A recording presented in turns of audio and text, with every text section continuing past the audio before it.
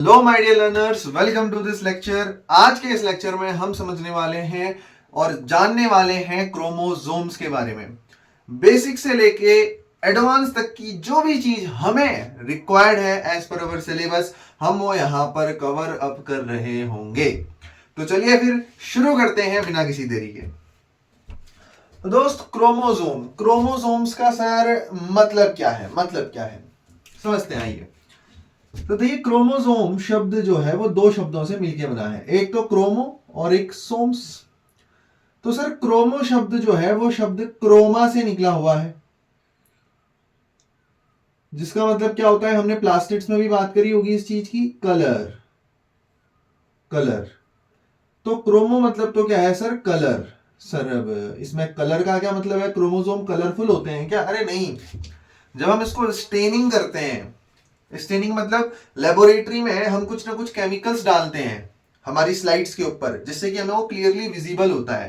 तो स्टेनिंग करने पे ये कलर देते हैं, तो इसलिए इनको क्रोमो कहा गया। तो कलर देते हैं और इनको स्टेन हम किससे करते हैं sir? They are stained with basic dyes. Basic dyes से हम इनको स्टेन करते हैं। कौन सी dye? Basic die.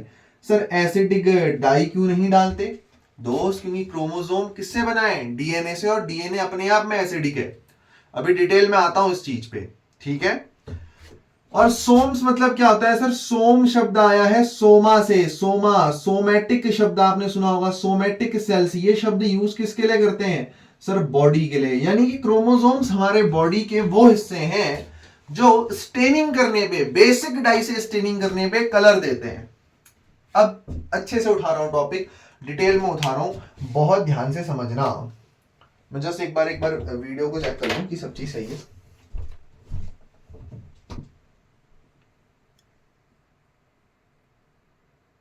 Yes, just a minute दोस्त। चलिए शुरू करते हैं यहां से। तो देखो सर, सबसे पहला सवाल तो मन में यही आता है सर, क्यों? क्यों का मतलब कि सर आखिरकार इस क्रोमोसोम की जरूरत ही क्या थी? क्यों हमें इसकी जरूरत है? क्यों होते हैं ये क्रोमोसोम हमारी बॉडी में? क्यों हमें इन क्रोमोसोम्स की सर जरूरत होती है? तो ध्यान से सुनिए दोस्त, क्या जरूरत है इन क्रोमोसोम्स की। देखो, आप जानते हो कि जब भी हमारी बॉडी में, हमने जब सेल थ्योरी पढ़ी थी तो हमने ये जाना कि न्यू सेल्स जो है वो राइज करते हैं प्री एग्जिस्टिंग सेल से। मान लो मेरे हार्ट के सेल्स हैं, है ना, या किसी के भी हार्ट के सेल्स हैं, तो सर हार्ट के सेल्स तो मल्टीपल सेल्स होंगे। वो मल्टीपल सेल कैसे बने होंगे सर? एक सेल है, एक सेल से सर दो सेल बने होंगे, वो दो सेल ने फर्दर डिवाइड करा होगा और फिर दो सेल बने होंगे, इसने भी डिवाइड करा होगा और फिर दो सेल बने होंगे। तो ये जो पुराना सेल है ये हमारा क्या है सर? ये हमारा ओल्ड सेल है। और ये जो हमारे बन गए हैं सर, ये क्या है? ये हमारे न्यू सेल हैं। क्या ऐसा होगा कि ये अलग अलग होंगे? क्या ऐसा होता है कि हमारे हार्ट का पहला सेल डिवाइड करना शुरू करा और वो अपने से बिल्कुल ही अलग सेल प्रोड्यूस कर रहा है? क्या हार्ट का सेल डिवाइड करके लिवर के सेल्स थोड़ी में बनाएगा, हार्ट के ही सेल्स बनाएगा? तो क्या मैं कह सकता हूं कि सर ये जो ओल्ड सेल हैं और ये जो न्यू सेल्स हैं सर, ये कैसे हैं आपस में? सर ये आइडेंटिकल हैं। ये सर आइडेंटिकल होते हैं। कहने का मतलब दोस्त, ये एक जैसे दिखते हैं, एक जैसा इनका फंक्शनिंग होता है, एक जैसा इनका स्ट्रक्चर होता है, एक जैसे इनके अंदर ऑर्गेनल्स होंगे। सही बात है, बिल्कुल सही बात है सर। अब मुझे यह बताओ कि पुराने सेल में जो इंफॉर्मेशन जो पुराना सेल अपने अंदर स्टोर कर रहा था, वही चीज नया सेल भी काम कर रहे हैं। जो फंक्शनिंग पुराना सेल कर रहा था वही फंक्शनिंग नए सेल भी कर रहे हैं। तो पुराने सेल से नए सेल में मैसेज कैसे गया? किसने बताया नए सेल को कि भाई तुम्हारे जो पिताजी हैं वो ये पुराना वाला सेल है, तुम इनसे मिलके बने हो तो तुम्हें हार्ट का ही सेल बने रहना है? किसने बताया इन नए सेल्स को? तो आप कहोगे सर, उसका जवाब है sir genetic material. Sir genetic material. Sir हुआ क्या कि मान लीजिए सर ये आपका ओल्ड सेल है, तो इस ओल्ड सेल के अंदर सर न्यूक्लियस में प्रेजेंट था ऐसे ऐसे वाला आपका क्रोमोसोम, जेनेटिक मटेरियल। साफ बना देते हैं, ये इसका न्यूक्लियस है मान लीजिए, तो ये आपका सर क्रोमोसोम प्रेजेंट था। क्या था सर? क्रोमोसोम प्रेजेंट था। और जब इस सेल ने डिवाइड करा, जब इस पुराने वाले सेल ने डिवाइड करा, तो सर दो न्यू सेल्स बनाए जिन्हें हम क्या कहते हैं? डॉटर सेल्स बोलते हैं। तो इन डॉटर सेल्स को ये सिग्नल कि भाई तुम हार्ट के सेल्स हो, तुम्हें ये काम करना है, तुम्हें ये काम करना है, ये पुराने वाले सेल ने ही दिया। सर इसका क्रोमोसोम आधा आधा हिस्सों में बढ़ गया, आधा क्रोमोसोम एक डॉटर सेल को मिल गया और बचा हुआ आधा दूसरी डॉटर सेल को मिल गया। तो सर क्रोमोसोम का काम क्या है, इनकी जरूरत क्या है दोस्त? ये कैरी करते हैं हेरिडिटी इंफॉर्मेशन। Heredity information. इतना ही नहीं, ध्यान से सुनो, इतना ही नहीं, आपके करेक्टर्स को भी ये कैरी करते हैं। आपकी बॉडी के करेक्टर्स को भी ये कैरी करते हैं। आपकी बॉडी के जीन्स को, ट्रेट्स को ये कैरी करते हैं। आपकी आंखों का कलर कैसा होना है, आपके बालों का कलर कैसा होना है, ये सारी चीजें ये क्रोमोसोम ही तो है जो कैरी करते हैं। ये क्रोमोसोम ही तो है जो कैरी करते हैं। तो आपको इसकी जरूरत समझ में आई? हाँ जी सर, ये हमारे लिए हेरिडिटी मटेरियल है। क्रोमोसोम से इंपॉर्टेंट चीज हमारे लिए सर कोई नहीं है, अगर आप एक तरीके से सोचो तो एनसीईआरटी को साथ में लेके चलेंगे, ठीक है। अब पहले मैं आपको ये बताता हूं कि क्रोमोसोम के अंदर एक्चुअली होता क्या है। एनसीईआरटी में शायद इतना ना भी दिया हो, फिर भी हमें वो जानना तो जरूरी है ही है। चलिए पहले मैं आपको ये बताता हूं कि क्रोमोसोम के अंदर होता क्या है। सर देखो है क्या, ये हमारा सेल है, ये है सर सेल का न्यूक्लियस, और इस न्यूक्लियस के अंदर होता है सर आपका डीएनए। अब ये डीएनए दो फॉर्म में हो सकता है। पहली form, when cell is not dividing. ये शायद लाइन एनसीईआरटी ने लिखी है, आप cell cycle and cell division में इसको पढ़ते हैं। जब सेल डिवाइड नहीं कर रहा उसको इंटरफेस कहते हैं, इंटरफेस या रेस्टिंग फेज ऑफ सेल कहते हैं। जब सेल अपने डॉटर सेल्स नहीं बना रहा, जब सेल डिवाइड नहीं कर रहा, तो उसे इंटरफेज या रेस्टिंग फेज बोलते हैं। तो जब इंटरफेज है ना बच्चे, जब रेस्टिंग फेज है, तो जो न्यूक्लियस के अंदर पड़ा हुआ ये डीएनए है, ये स्कैटर्ड फॉर्म में प्रेजेंट होता है कुछ इस तरीके से। कैसे? Scattered form of DNA, scattered form of DNA. और इसको क्रोमोसोम नहीं कहते, इसको उस टाइम पे नाम दिया जाता है क्रोमैटिन। कैसे नाम दिया जाता है गुरुजी? क्रोमैटिन नाम दिया जाता है। दूसरी चीज, जब सेल डिवाइड कर रहा होगा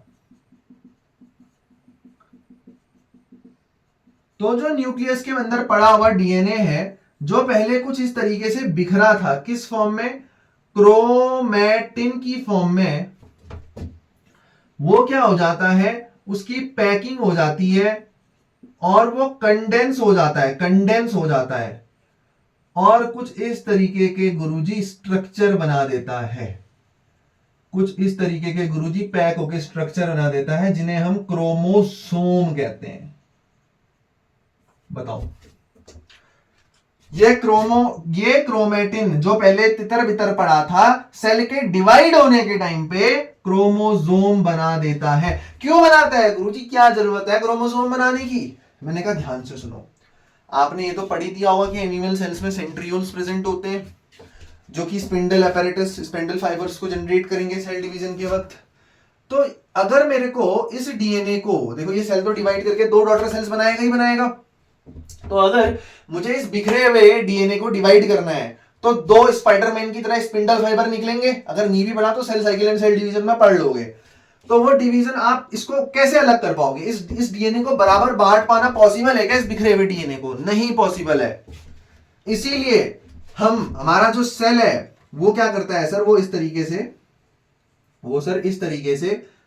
वो गुरुजी इस तरीके से क्रोमोसोम बना देता है, पैक और कंडेंस होके, जिससे कि डीएनए को बराबर भागों में बांटा जा सके और एक डीएनए का टुकड़ा इधर चले जाएगा, दूसरा टुकड़ा इधर चले जाएगा। तो बेसिकली क्रोमोसोम का काम क्या है सर, जो भी जेनेटिक मटेरियल है उसको सेल डिवीजन के टाइम पे बराबर 2 इक्वल हाफ्स में तोड़ देना।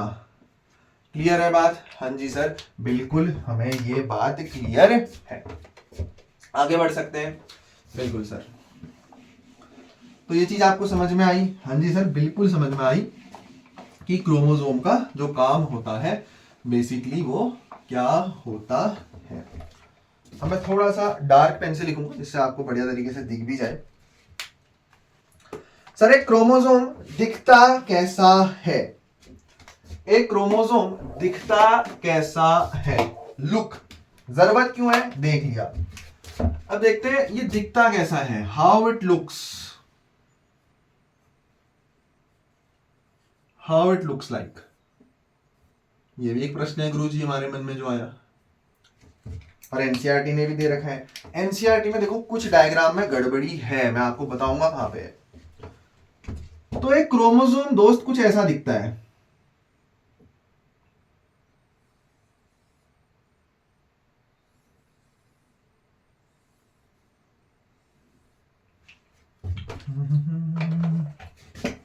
थोड़ा सा गुरुजी डायग्राम को हम साफ बनाना चाहेंगे।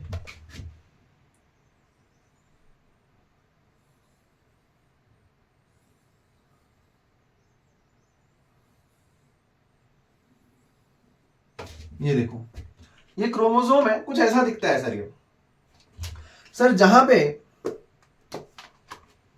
ये क्रोमोसोम के अंदर पर क्या होता है सर, इसके अंदर होता है बच्चों क्रोमेटिड। कैसे सर, ध्यान से देखना, ध्यान से देखना, मेरा हाथ देखना सर। ये क्रोमोसोम के अंदर ना सर कुछ ऐसा होगा, एक लाइन ये देखो, देखो देखो देखो मेरे हाथ को देखो, यहां गई और फिर यहां आ गई। अब मैं कलर चेंज कर रहा हूं, just a minute, just a minute दोस्त, just a minute, just a minute.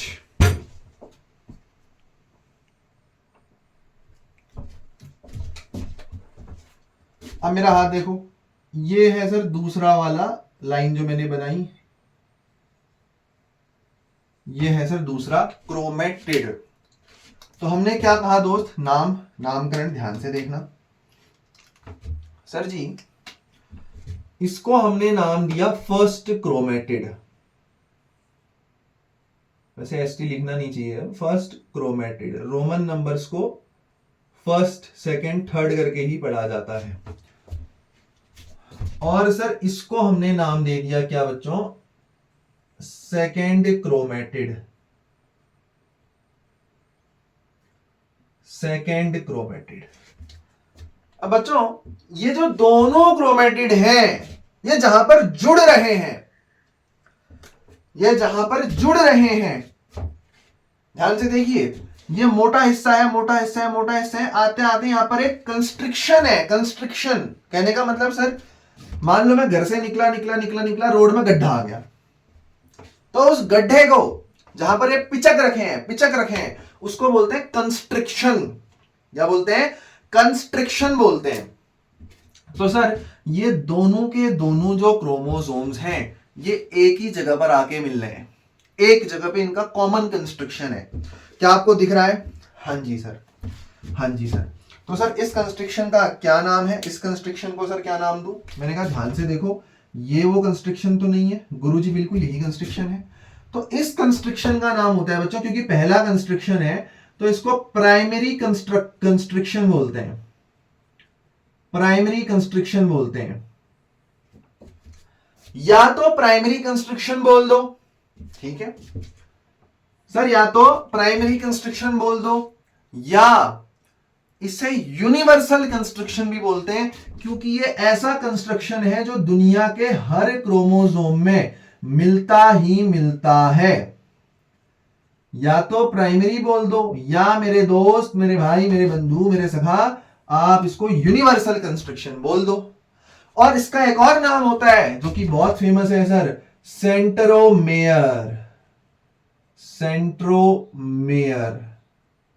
इस मेयर शब्द को पकड़ के चलना दोस्त, आगे सेंट्रियोल आएगा क्वेश्चंस में, आप गलती कर सकते हो, मेयर शब्द जहां पर आ रहा है, मेयर मतलब एक यूनिट होता है, तो एक क्रोमोसोम एक यूनिट है, तो ये मेयर शब्द क्रोमोसोम के प्राइमरी कंस्ट्रक्शन को बताने के लिए इस्तेमाल करते हैं। क्लियर है सर? बिल्कुल सर जी, हमें यहां तक ये सारी बातें क्लियर है। अब दोस्त ये तो हो गया प्राइमरी कंस्ट्रक्शन, ठीक है, ठीक है। जहां पर ये प्राइमरी कंस्ट्रक्शन है इन क्रोमोसोम्स का, सर ये देखो मैं घर से निकला निकला निकला निकला गड्ढा और फिर ऊपर हो गए, ठीक है, घर से निकले निकले गड्ढा, पहला गड्ढा जहां पर आया उसको क्या बोला? Primary constriction.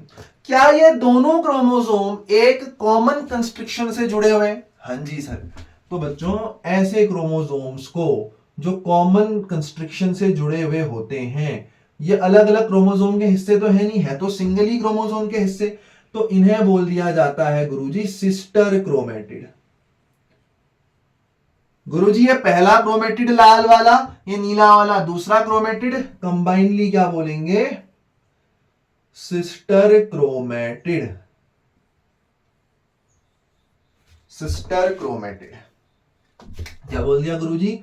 Sister chromatid. Clear है दोस्त बात? हाँ जी सर। इतना ही नहीं, अभी और सुनिए, ये जो जहां पर प्राइमरी कंस्ट्रक्शन है, क्योंकि भाई दोनों क्रोमोसोम जुड़ रहे हैं, इंपोर्टेंट जगह है वैसे भी, है ना? क्यों है इंपोर्टेंट जगह?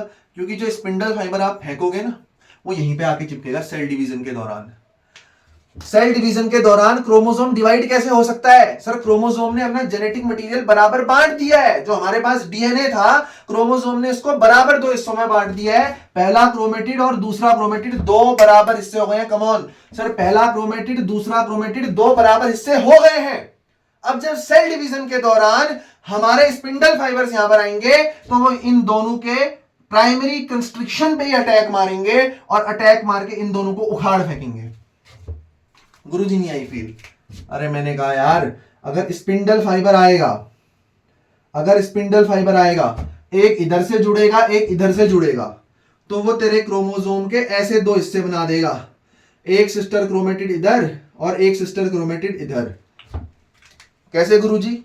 देख, ये जो लाल वाला सिस्टर क्रोमेटिड है उसको इधर कर देगा, और जो नीला वाला सिस्टर क्रोमेटिड है उसको इधर कर देगा, इसको एक सेल में डाल देगा, इसको दूसरे सेल में डाल देगा। कब होगा? Sir during cell division. इसीलिए तो हमने क्रोमोसोम बनाए थे ना, ताकि हम जेनेटिक मटेरियल को बराबर बांट सकें। तो ड्यूरिंग सेल डिवीजन तो गुरुजी ये सब होने वाला है। मैंने कहा बिल्कुल सही बात है, कोई दिक्कत नहीं है इसमें, कोई दिक्कत नहीं है इसमें। तो ये प्राइमरी कंस्ट्रक्शन इंपॉर्टेंट साइट है सर, बिल्कुल इंपॉर्टेंट है, क्योंकि स्पिंडल फाइबर यहीं से जुड़ेगा, तो यहां पर एक कवरिंग होती है। और नीट में तो इससे इतने सवाल आए हैं ना, एम्स में पूछो ही मत। सर यहां पर एक कवरिंग होती है, कवरिंग, मैंने कहा दिखा देते हैं दोस्त। सर कैप लाइक स्ट्रक्चर होते हैं, गोल गोल, ऐसे ऐसे गोल गोल कैप लाइक स्ट्रक्चर होते हैं। इधर से भी कवर कर रखा है और गुरुजी इधर से भी कवर कर रखा है। ये देखो, ये कैप है, कैप दोनों जगह से प्रेजेंट है। सर इस कैप का जो नाम होता है बच्चों काइनेटोकोर।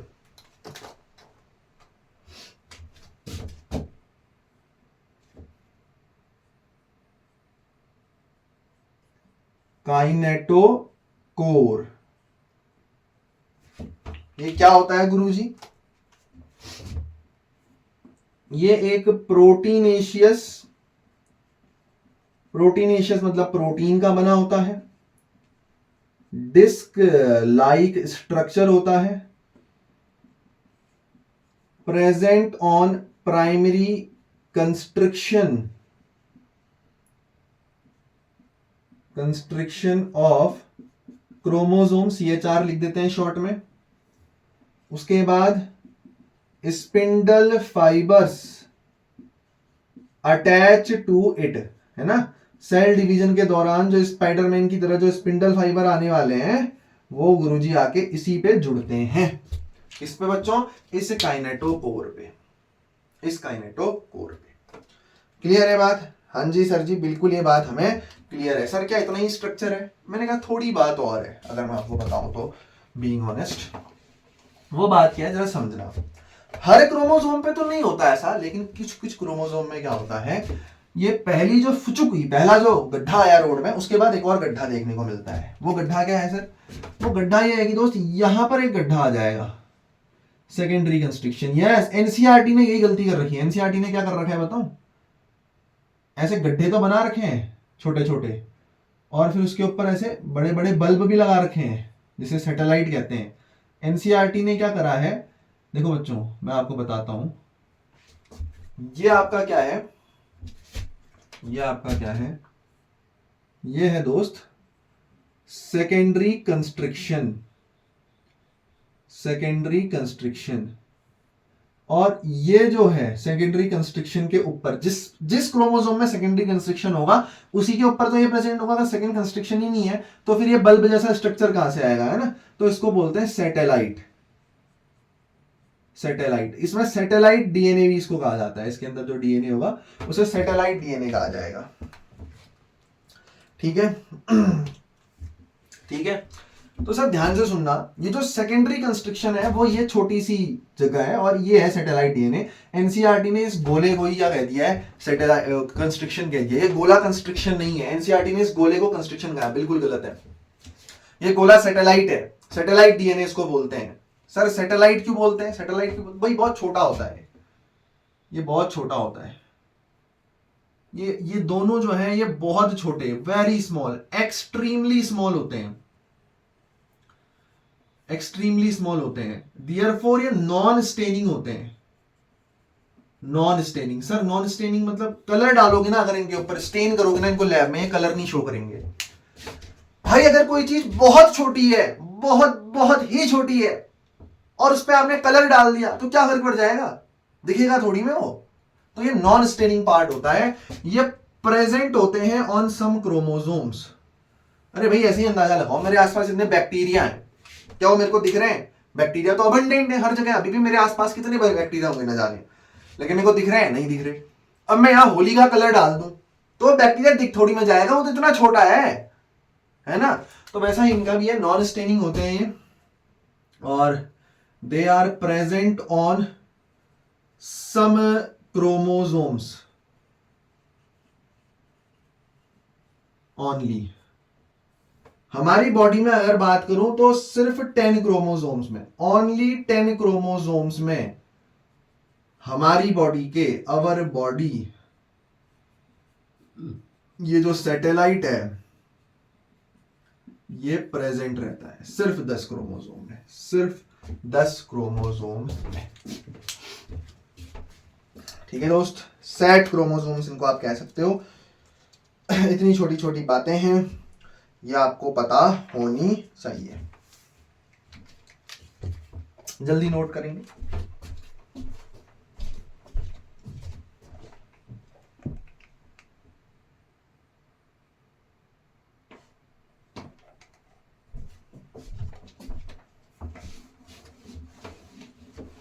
आइए आगे बढ़ता हूं। अब देखेंगे और समझेंगे दोस्त टाइप्स ऑफ क्रोमोसोम्स को। एनसीईआरटी ने यहां पर भी अलग गड़बड़ी कर रखी है भाई, पता नहीं किसने लिख दी है ना, मतलब क्या दिक्कतें चल रही हैं इनकी, मतलब पता नहीं यार।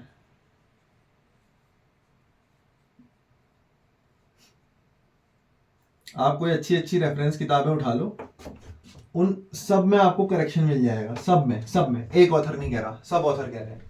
आप नेट में देख लो, हर जगह करेक्शन मिल जाएगा। Sir type of chromosome sir किस हिसाब से बता रहे हो आप? सर किसी चीज को बांटने के, किसी चीज के हिस्से करने के तो मतलब 1000 कारण हो सकते हैं। आपने क्यों डिवाइड करा? आपने क्यों डिवाइड करा? मैंने डिवाइड करा ऑन द बेसिस ऑफ, ओटीबीओ लिखता हूं ऑन द बेसिस ऑफ को, ओटीबीओ यानी on the basis of position of kinetochore, या काइनेटोकोर कवरिंग है बेसिकली, किसकी कवरिंग है? सेंट्रोमेयर की। तो सेंट्रोमेयर की पोजीशन या काइनेटोकोर की पोजीशन के आधार पे ऑब्वियसली जहां सेंट्रोमेयर होगा, जहां प्राइमरी कंस्ट्रक्शन होगा, जहां यूनिवर्सल कंस्ट्रक्शन होगा, उसी के बाहर पर एक कैप का काम करता है काइनेटोकोर। तो दोनों एक ही चीज है, एक ही जगह पर प्रेजेंट होते हैं। ठीक है, इनकी पोजीशन के आधार पे हमने क्रोमोसोम को दोस्त डिवाइड कर रखा है। गुरुजी ये कैसे करा आपने? मैंने कहा देखो हम यहां पर एक लेबल बना लेते हैं। लेबल मतलब सर, लेबल मतलब दोस्त एक लाइन बना लेते हैं ताकि हम हर क्रोमोसोम को बराबर नजरों से आंक पाए, बराबरी में रख के उसको कंपेयर कर पाए। तो जब हमने ऐसा करा, हाँ जी गुरु जी, तो हम क्या देखते हैं कि यार एक क्रोमोसोम तो ऐसा है, एक क्रोमोसोम तो ऐसा है,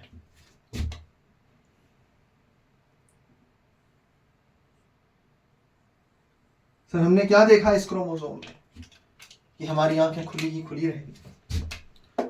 सर ये जो सेंट्रोमेयर है, ये एट सेंटर प्रेजेंट था। ये जो सेंट्रोमेयर आप चिल्ला रहे हो तब से, ये सर सेंटर में प्रेजेंट था, सेंटर पे। तो हुआ क्या, इस वजह से सर ऊपर भी और नीचे भी सर इक्वल आर्म्स फॉर्म हुई। तो इस टाइप के क्रोमोसोम को जिसमें सेंट्रोमेयर सेंटर में है, हमने कहा बच्चों मेटासेंट्रिक।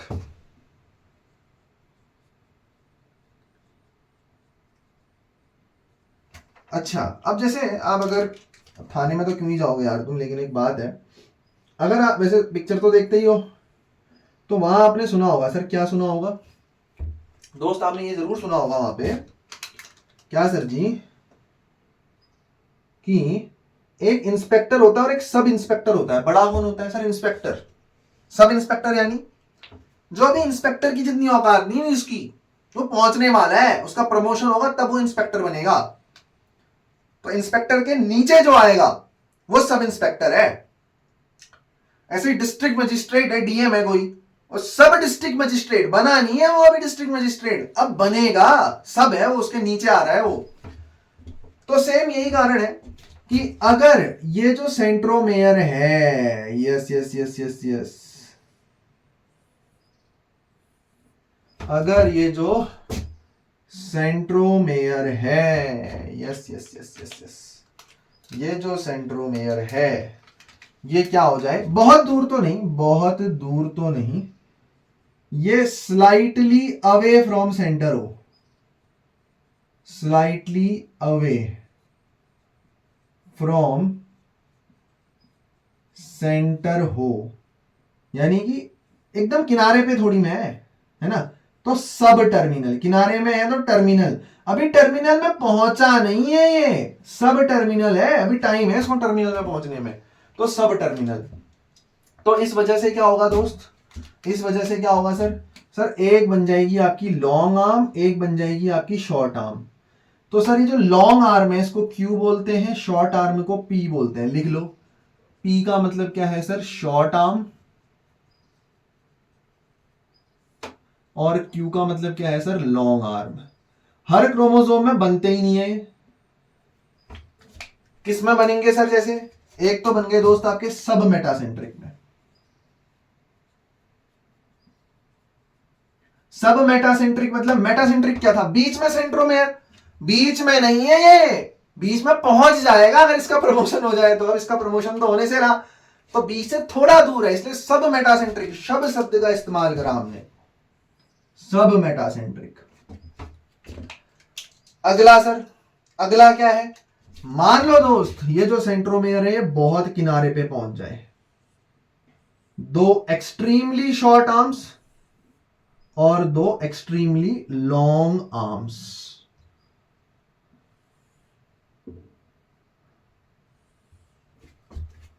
तो सर शॉर्ट तो शॉर्ट है, लॉन्ग तो लॉन्ग है ना। तो यानी कि हम छोटे वालों को क्या बोल देंगे सर, इनको पी आर्म कह देंगे, लंबे वालों को क्यू आर्म कह देंगे। लेकिन अब की बार ये कैसे हैं, एक्सट्रीमली लॉन्ग है और ऊपर वाले एक्सट्रीमली शॉर्ट हैं। और अब की बार ये जो सेंट्रोमेयर है, ये इसको एक्चुअली सब टर्मिनल इसको नहीं कहेंगे हम, है ना, स्लाइटली अवे फ्रॉम सेंटर है ये है एट सब टर्मिनल, सब टर्मिनल क्लोज टू टर्मिनल है, क्लोज टू टर्मिनल ये वाला है, क्लोज टू टर्मिनल ये वाला है। तो इसको हम क्या कहेंगे बच्चों, एक्रोसेंट्रिक।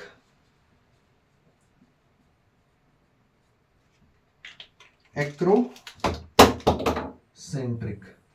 और अब सर इसको किनारे पे ही भेज दो, अब सब टर्मिनल का किस्सा हटाओ, है ना, देखो पहले बीच में था, थोड़ा ऊपर शिफ्ट हुआ, अब बहुत ऊपर शिफ्ट हुआ, अब सबसे ज्यादा ऊपर शिफ्ट हो गया, और अब हमारा जो काइनेटोकोर है वो कहाँ पहुंच गया सर? एट एंड पहुंच गया। तो क्या इसमें लॉन्ग आर्म और शॉर्ट आर्म बनेंगी? नहीं बनेंगी सर, दोनों आर्म नीचे। एनसीईआरटी में गलत कर रखा है। एक्चुअली एनसीईआरटी में लेवलिंग नहीं है, उसमें ना ऊपर पे दो छोटे छोटे ऐसे बना रखे हैं, हम समझते हैं वो टीलोसेंट्रिक है, गलत है वो। टीलोसेंट्रिक मतलब ऊपर की दो आर्म है ही नहीं, दो जो भी आर्म है वो नीचे ही है। तो जो आपका सेंट्रोमेयर है वो एट एंड पे पहुंच जाएगा। कहने का मतलब सर ये टर्मिनल पोजीशन को एक्वायर करेगा, टर्मिनल पोजीशन को एक्वायर करेगा। और बच्चों इसको क्या बोलते हैं? इसको बोलते हैं सर टीलोसेंट्रिक। तो क्या देखा सर? अगर पोजीशन ऑफ सेंट्रोमेयर बीचों बीच है मेटासेंट्रिक, स्लाइटली अवे है तो सब metacentric, close to the end है लेकिन एकदम एंड में नहीं है, सब टर्मिनल पोजीशन में है तो एक्रोसेंट्रिक, और एकदम टर्मिनल में है, एंड में है तो टीलोसेंट्रिक। बताइए अब देखो सेल डिवीजन के टाइम पे इनका शेप क्या बनता है, कैसे बनता है, वो हम पढ़ने वाले हैं। हम उसको पढ़ेंगे शेप्स ऑफ क्रोमोसोम के नाम से। उसको इलेबोरेशन आपको तभी मिल पाएगा जब आप cell cycle and cell division पढ़ेंगे। मैं थोड़ा एक्स्ट्रा आपको ले जा रहा हूं, एक एक्स्ट्रा एस देने के लिए पढ़ने में, ठीक है? इतना है नहीं हमारे पास, लेकिन ठीक है हम पढ़ेंगे।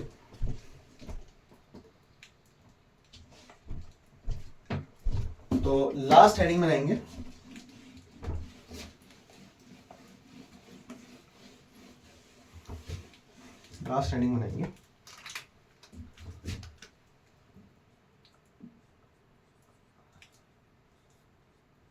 Shapes of chromosomes. अब ध्यान से सुनो मेरी बात। 4 प्रकार के क्रोमोसोम तुम भी जानते हो, मैं भी जानता हूं। ये क्या है सर? मेटासेंट्रिक।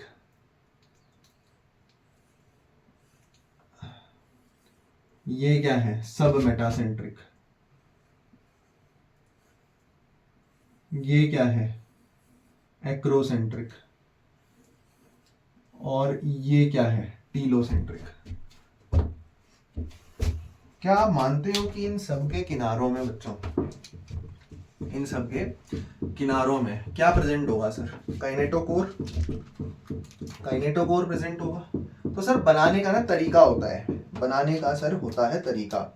इनको हम थोड़ा अलग ढंग से बनाएंगे। कैसे सर? जरा मेरी एक बात को समझना, कैसे समझाऊं? ठीक है, ऐसे ही समझाते हैं। एक मेरे पास रफ पेज है, ठीक है बच्चे? देख ध्यान से देख। मान ले क्रोमोसोम है,